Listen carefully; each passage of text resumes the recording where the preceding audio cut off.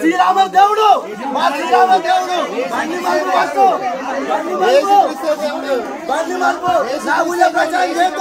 ప్రభు అయిన యేసుక్రీస్తు 2000 సంవత్సరాల క్రితం లోకానికి వచ్చి సమస్త మానవుల కొరకు ఆయన సిలువలో ప్రాణం పెట్టాడు.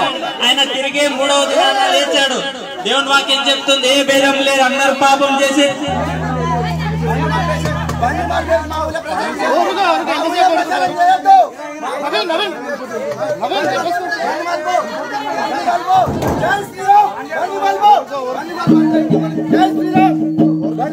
ప్రభువైన యేసుక్రీస్తు వారు పరిశుద్ధ గ్రంథమైన బైబిల్ ఈ విధంగా సెలవిస్తుంది, దేవుడు లోకమును ఎంతో ప్రేమించును కాగా ఆయన తన అద్వైత కుమారునిగా పుట్టిన వాని యందు విశ్వాసం ఉంచు ప్రతి వారును నశింపక నిత్యజీవం పొందినట్లు ఆయన అనుగ్రహించిన వాడు ఉంటున్నాడు.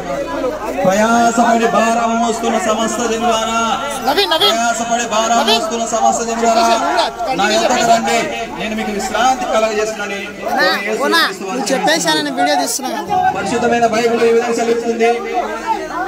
ఏ భేదం లేదు, అందరూ పాపం చేసి దేవుడు అనుగ్రహించి మహిమ పొందలేకపోతున్నారు.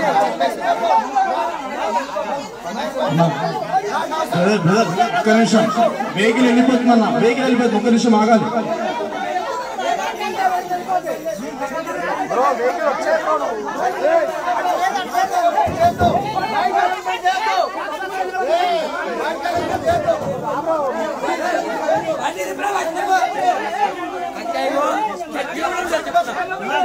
చూడండి,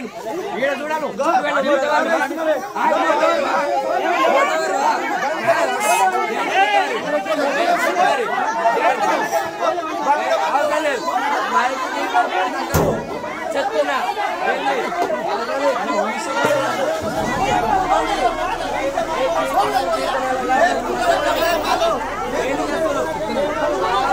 యేసు అనేది దేవుడు, నిజమైన దేవుడు. ఆయన ఎందుకు అయినాడంటే, ఈ లోకంలో మనం చూసుకున్నట్లయితే ఆయనలో ఏ పాపము లేదు, ఆయన ఏ పాపం చేయలేదు. అందుకే నిజమైన దేవుడు అయ్యాడు. ఆయన ఈ లోకానికే లోక రక్షకుడు. ఆయన తప్ప దేవుడు అని బైబిల్ సిస్టమ్ తెలుస్తుంది. ఆయన ఏమన్నాడంటే, నేనే సత్యము, నేనే జీవము, నేనే మార్గము అని అన్నాడు. పర్మిషన్ ఉందా?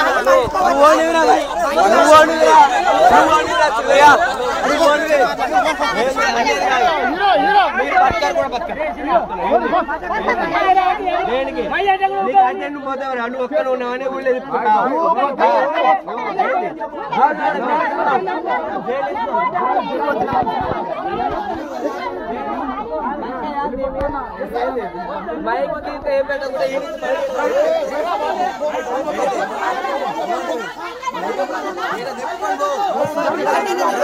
పరిశుద్ధ గ్రంథం బైబిల్ ఏ విధంగా సెలవిస్తుంది, ఏ భేదము లేదు, అందరూ పాపం చేసి దేవుడు అనుగ్రహించి మహిమ పొందలేకుంటున్నారు.